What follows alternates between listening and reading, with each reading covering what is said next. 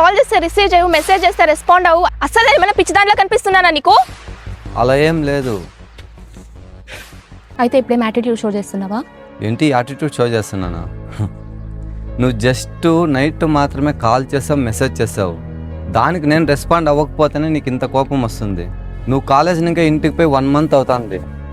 కనీసం నువ్వు నా ఫాస్ట్గా రిప్లై ఇచ్చి నా మెసేజెస్కి 20 days అవుతుంది. అలాంటప్పుడు నాకెంత కోపం రావాలి?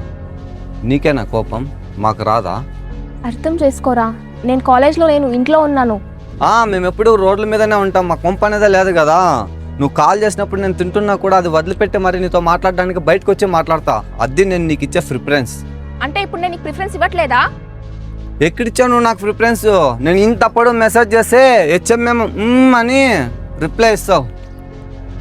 రే ప్లీజ్ అర్థం చేసుకోరా. ఏం అర్థం చేసుకోవాలి చెప్పు? నేను మెసేజ్ కాల్ చేసిన గంటకి రిప్లై ఇస్తావు అంటే నీ కళ్ళకి నేను పిచ్చినా కొడుకులా కనిపిస్తున్నానా? లేకపోతే నాకు మాత్రమే ఇంట్రెస్ట్ ఉందా, నీకు లేదా? నాకు ఇంట్రెస్ట్ ఉన్నా కూడా పక్కన మా పేరెంట్స్ ఉంటారా, నేను ఇంట్లో ఉన్నాను రా.